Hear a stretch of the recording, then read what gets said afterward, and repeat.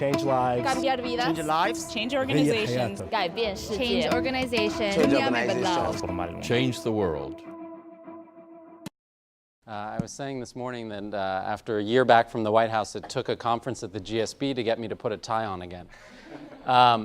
So for a conference on radical political transitions, I thought I would start with one. This is a picture of Fred Rugema, who was the army commander of the National Resistance Movement. And this was a picture taken after a 6-year civil war as the National Resistance Army made its way into Kampala, having defeated the regime of Milton Obote and built a national movement that to a great degree built the capacity of the Ugandan state to project force almost throughout its territory. But one of the challenges that arises with this sort of victory, this kind of radical political transition that came about through an insurgency from below, is a challenge that Madison even had in his mind as he wrote the Federalist Papers, which is that you need a government that's able to control the people, but then you need a mechanism for controlling the government. And in thinking about how then to constrain this state in the aftermath of its radical political transition, many began to think about the power of democracy, democratic institutions in particular, to exert some effort to control the political leaders that came into power. And over the course of the last decade, Uganda has built a set of democratic institutions. And one of the questions that's going to motivate my talk is how effectively those institutions have worked and the conditions under which they enable citizens to constrain the state. And so in that sense, I want to motivate this talk by talking about two particular facts. The first is that since the 1990s, Africa has experienced a wave of political transitions, democratic transitions setting into place democratic institutions. And that has not only generated expectations of greater public goods provision and greater political accountability, but it's had some positive effects. And I point to some of them here, including some that my colleagues in the room have written on. An increasing constraint of formal rules, repeated elections, and recent work by David Savage in particular suggests that there's some evidence, though it's been hard to find, that democracy has actually improved the provision of education and healthcare in sub-Saharan Africa. But at the same time, there are a whole number of ways in which democracy has failed to deliver. The emergence of a set of regimes that combine sort of the appearance of democratic institutions, but really with a lot of authoritarian practices still in place, the persistence of patronage or the dominance of ethnic politics within the context of these democracies that results in private transfers rather than public goods delivery from regimes, relatively little alternation in power, and increasingly some exasperation on the part of citizens with these democratic institutions. And so what that sort of puzzle raises for us is, why is it that the introduction of elections has been insufficient in many ways to bring about the kind of political accountability, the constraints on the state and the constraints on politicians that was hoped for with democracy? And one line of argument on this front is about the challenge of information asymmetry, that basically citizens in new democracies or citizens in democracies in general have a hard time both observing the actions of politicians, but also understanding their underlying preferences. How do you empower voters to be in a position to be able to punish and reward politicians on the basis of their actions, and to know whether politicians have their interests at heart?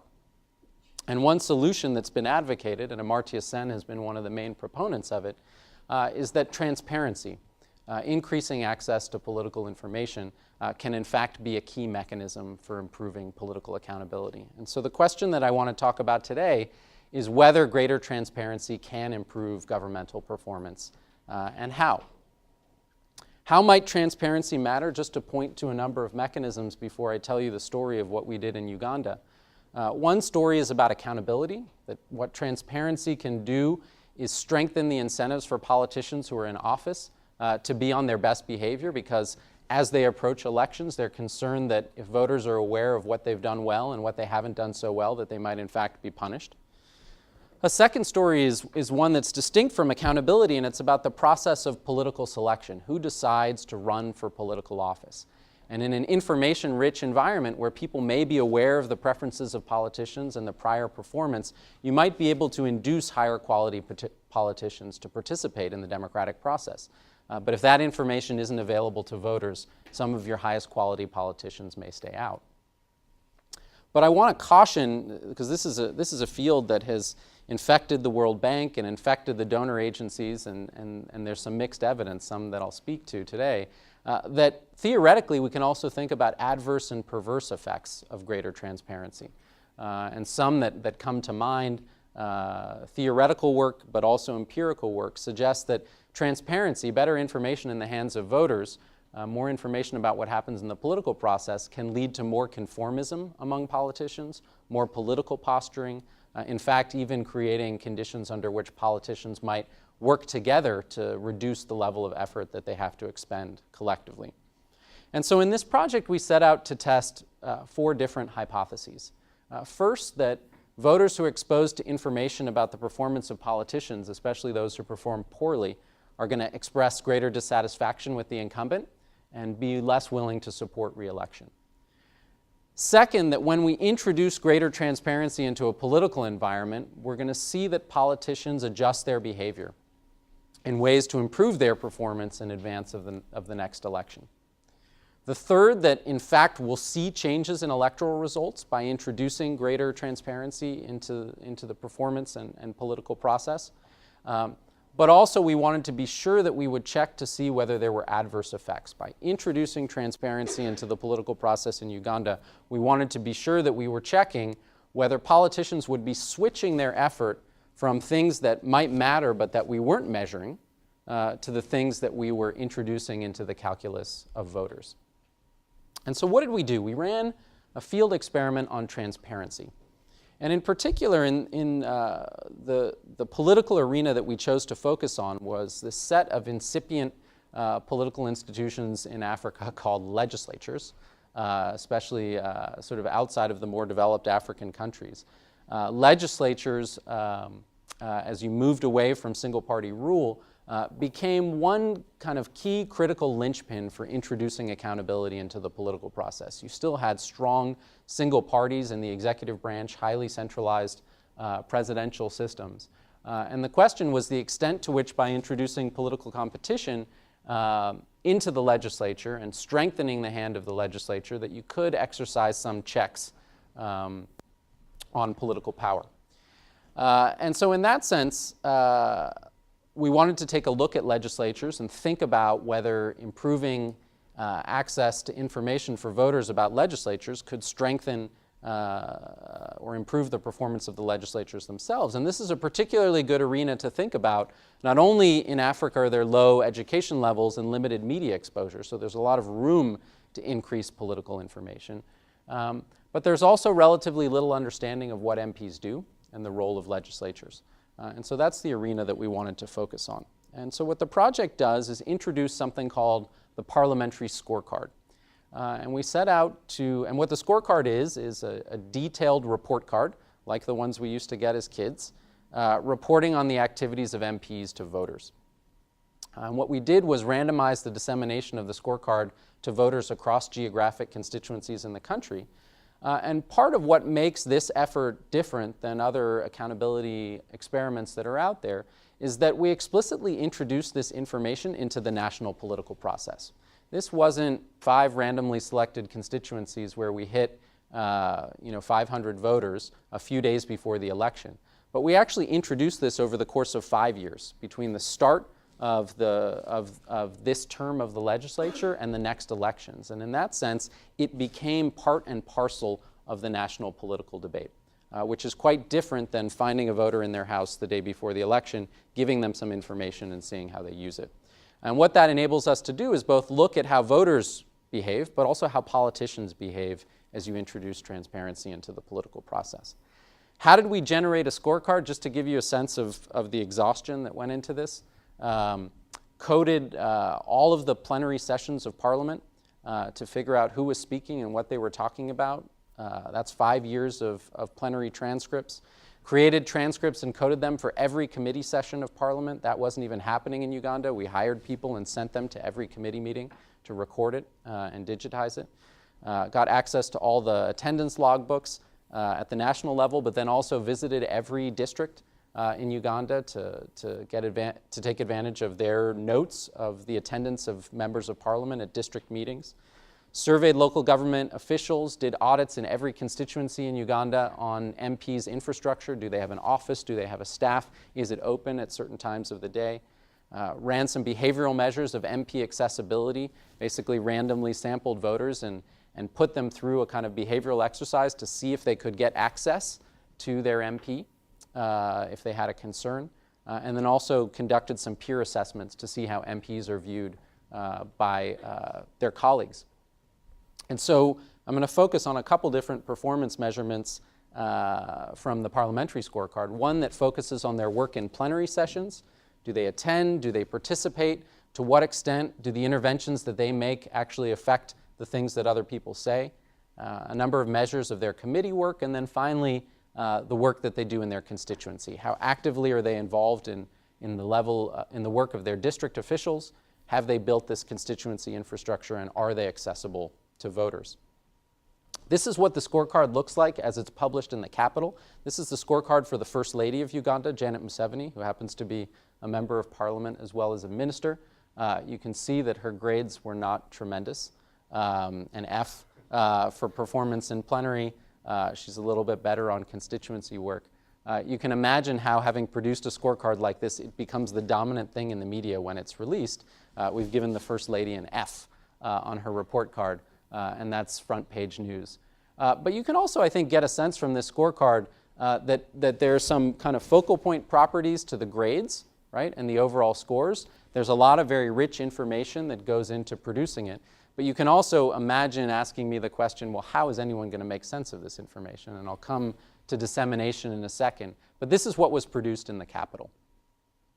A couple questions you might ask about validation. One is, do the performance metrics that we have in the scorecard capture accurately something about the quality of MPs? And this is obviously the first concern that MPs raise all the time. They say, you're counting how many times people speak, and so that's basically going to create an incentive for people to talk a lot, but they're not going to say anything of value. And so the way we set out to test that was basically to look at the relationship between our objective metrics of performance and people's subjective assessments of the quality of MPs. And I'll show you that relationship in a second. A second question that you might ask about validation is, do people even care about the dimensions of performance that we measure in the scorecard, right? In fact, it may be that voters simply care about whether an MP mobilizes NGOs to deliver education in their constituency, and not that MPs exercise their primary responsibility as representatives in the legislature. And for that, we take a look at voters' priorities in the baseline survey. I'm not going to talk about that aspect today for reasons of time, but suffice it to say that voters actually exhibit more understanding than we would have predicted, both of MPs' primary responsibilities, but they also value those responsibilities. And when given a set of choices about how they would like to see their MPs allocate their time, to a surprising degree, they emphasize the responsibilities that legislators have in Parliament.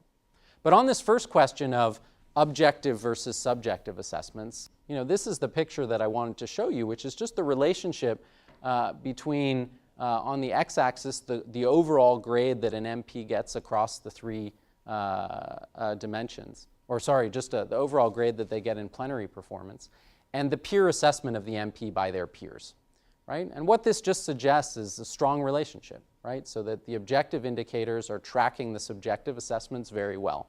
And these subjective assessments were gathered before any of the objective indicators were published.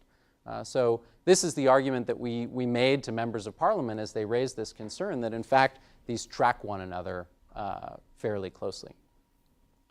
So how do we actually run this experiment? The way that we generated variation and exposure to this treatment was that we implemented dissemination workshops of this political information in 150 randomly selected constituencies, mostly in 2010. MPs were informed that they were selected for this extensive dissemination 3 years earlier, right at the beginning of their term in Parliament.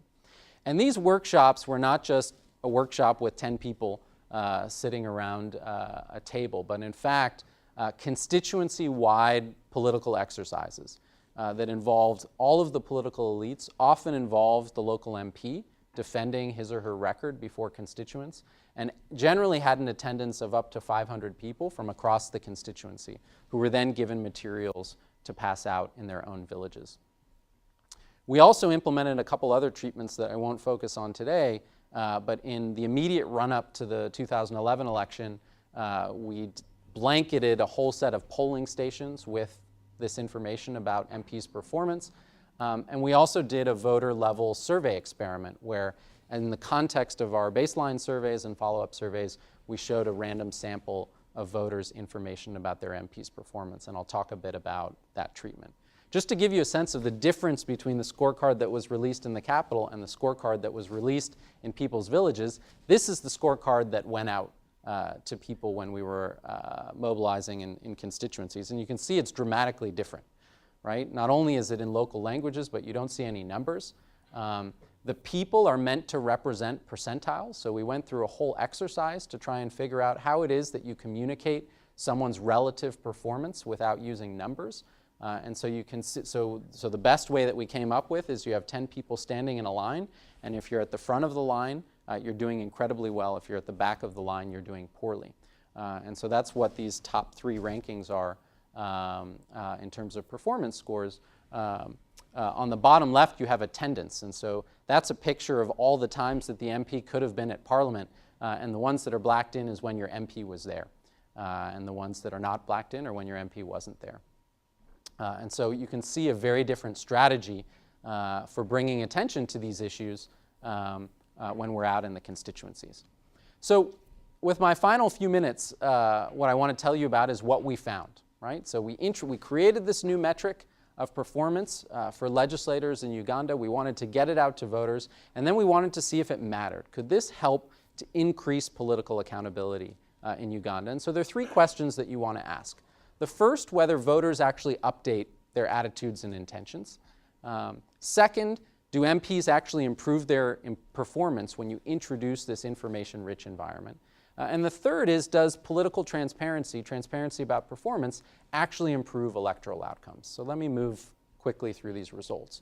First, on the question of whether voters update, we use this device called a survey experiment, right? So in the context of our baseline survey, voters were asked how much they support their MP and whether they're planning to support him or her for re-election. Then we took them through an exercise where we asked them about all the things that their MP does and how well they think they do that work. Then a random subset of voters were shown information about the scorecard, right? So they told us what they thought, then we told them what we had measured. And then all voters, again, were asked to rate their MP. And we did this both in the baseline survey and the end-line survey, and we had a panel of voters that we tracked throughout. And here's the kind of money graph on the effect of the survey experiment on voters. And one of the things that you need to keep in mind is whether information is going to change your behavior is going to depend very much on what you thought before and whether that information is good news or bad news. Right? So if you just look at providing information as an aggregate effect, you might find no effect at all because it leads some people to update positively and some people to update negatively. And so this is a picture that sort of breaks out the treatment effects by whether someone was supporting the MP in the past or not supporting the MP, and whether the MP was performing well on the scorecard or not. And what you can see is that people who are not past supporters of the MP, when they find out that the MP is a very strong MP, this is the upper left-hand corner, you have a very strong treatment effect, right? These people actually update positively, even though they were not supporters of the MP in the past. And in the bottom right-hand corner, you get a sense of the reverse situation. People who were strong supporters of the MP but found out that the MP was terrible, and they update downward. And so this gives you a sense that's quite consistent with our priors, that people are incorporating this new information into their voting calculus as they tell us whether they intend to vote for the MP again. A second question that we want to ask is whether MPs actually improve their performance. So I told you that voters take this information into account. If voters take this information into account, well, then you would expect that MPs would care about improving their performance on the scorecard. And we can look at this effect in a couple different ways. The aggregate impact of the scorecard, for all MPs and then looking at differences across workshops. Here are some pictures of temporal trends in attendance from 2006 to 2011. And these red lines represent the moments at which we really made the scorecard salient.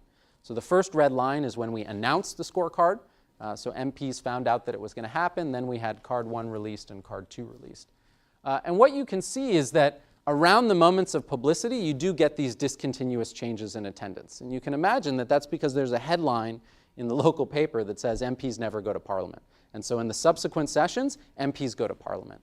But I think we have a relatively weak trend overall, and in fact, a trend that begins even before the scorecard is announced. And so we don't see this as tremendously powerful evidence of an aggregate impact. A second question you could ask is whether MPs who were targeted for these workshops actually improve their performance over time.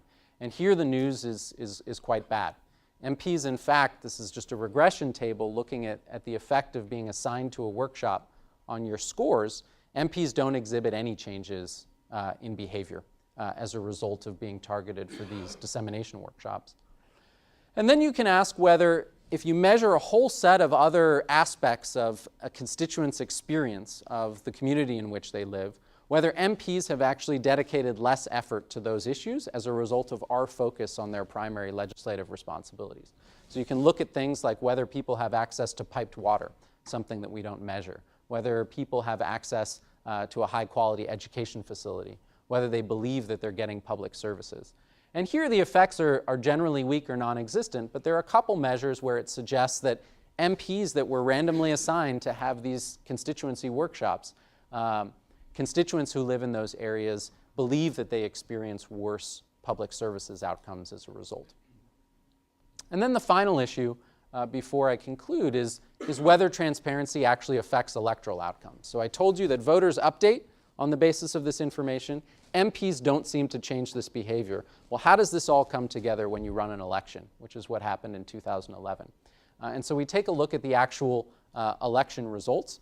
And what we like to see is that what good performing MPs do well, and they do even better if we provided lots of information to voters in their constituency about their performance. And so in that sense, we're looking for an interaction effect, where I have the arrow up there. And the story here is that good performing MPs, despite the fact that we blanketed these constituencies with information, don't do better at all. In fact, it has no effect on electoral outcomes. Another way of thinking about measuring the effect of the scorecard is using something called a regression discontinuity. And the idea here is that we gave grades to all MPs, regardless of whether we visited their constituencies.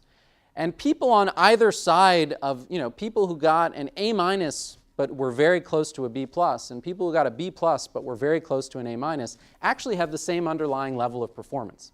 And so if the scorecard was working nationally, right, to change performance, we'd expect that getting an A instead of a B, given that there's really no difference in performance on either side of that margin close to the line, would have a positive effect, right? So people would be taking these grades into account. And in fact, that's not what you see when you do this sort of regression discontinuity analysis.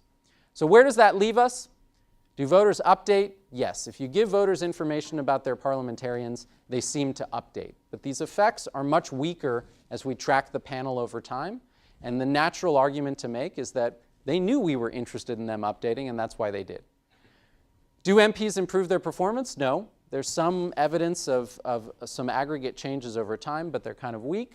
And does transparency affect electoral outcomes? Not in this instant. A much more depressing story about the benefits of political information.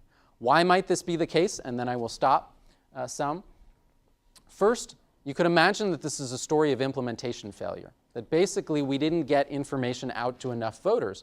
But what I'd tell you is that we actually produced with these workshops a 32% increase in awareness of the scorecards, which, given that this is a population-based sample, amounts to more than 500,000 voters in Uganda being equipped with this information that they didn't have before. A second story might be that transparency cannot really matter in a place where there are huge electoral margins.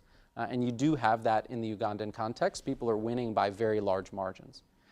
The third is that MPs may be more focused on parties than they are on voters. especially in a system where there's a strong single party. So they care much more about how they're viewed by their peers than how they're viewed by their voters. But the one I want to leave you with, and I think the one that we think is pretty important for this debate, is that in contrast to experiments where you give people information the day before the election, versus this one where you introduced it into the political process, what you should expect is when you introduce information into the political process, it becomes contested, right? And so just some evidence of that, it turns out that voters are less accurate in assessing the performance of their MP if we had workshops than if we didn't, right? Because once we introduced it into the political process, the set of local elites, including the MP and his and her cohort, attempted to shape how people interpreted that information. And some of the strongest evidence that we have of that is we asked our research assistants to code whether the tone of a workshop was positive in favor of the MP or negative. And there's a strong relationship between a positive score and positive performance of the MP unless the MP is present. In which case, if the MP is present, there's no relationship at all. And I'll stop there. Thank you very much. Let's open it up for questions. Bob? Amazing study. Seems like the most undoable study, but I'm interested in the impact of culture. Has anybody done this study in the U.S.? So there are lots of studies of political information and its effect on voters in the U.S. Because I guess the hypothesis being that that in the U.S. a lot of the things that we value are really historical, and only because the system's in place and not because there's transparency or that this system only works because of what was initially put in motion. Yeah. I mean, I think the main story in the U.S. and what contrasts it with Uganda is a story of information overload, which is there are no shortage of scorecards in the United States. You can get one on the environment, you can get one on fiscal policy, you can get one on human rights protections. And so how people, much of the American literature is how you wade through all of this information. Whereas in this context, people have very little information at their disposal as they're making a choice. So this is an environment in which cueing people, making focal their performance in Parliament, you would expect to be more likely to find an effect in this context. Jeremy, this is really fascinating. I want to come to point number 2 up there, because that's what I was thinking. Yeah. Most of these MPs are in such safe seats that even if voters are updating, conditional on getting information about poor performance, the voters may say, why should I withdraw support? Because it can't affect the election. Exactly. So what if you look just at close races, or MPs that are not in safe seats? Do you see an effect there? Well, so 2 things I'd say. First of all, MPs are not as safe as these margins of victory suggest. In fact, MPs lose like 50% of the time in Uganda. But mostly that's happening because your party is running someone else in your stead and you're having to run as an independent. And this relates to point number 3, which is how much attention are you paying to your party rather than to the voters. But this is a preliminary analysis. We haven't run all the interaction effects, but the one that you describe, if you look at a subsample of folks, the races that are close, would we expect greater effects? It's at least a plausible hypothesis and one of the tests that we'll run. Sort of a two-finger question on that. I mean, so Janet, she's getting an F in the anti-subjective evaluation, and she's still getting re-elected. So, so is she in a very, very safe seat? Or, and she had a 97% approval rating by her peers. Yeah, so I mean, Janet Museveni represents, a constituency that is Museveni's home base, right?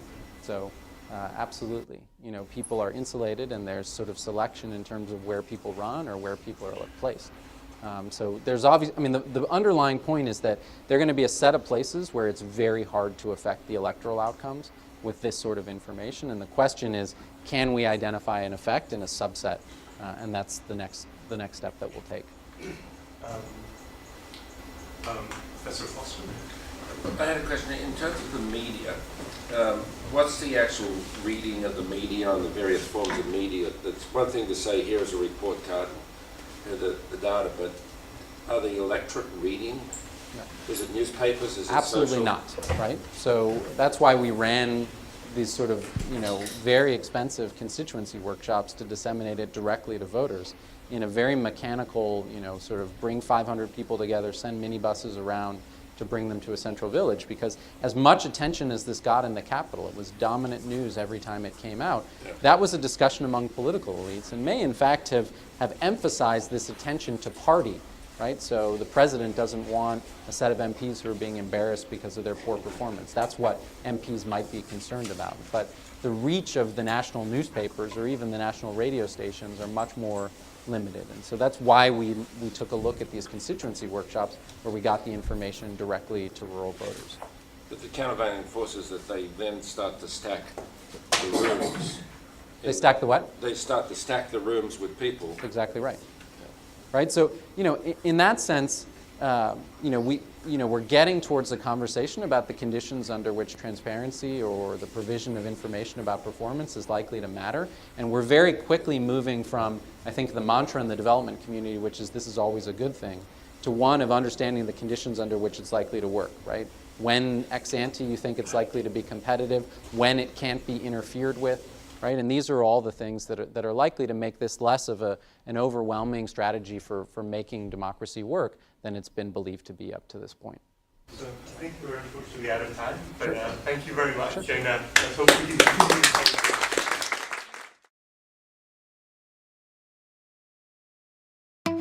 Change lives. Cambiar vidas. Change lives. Change organizations. 改变 改变世界。Change organization. Change the world.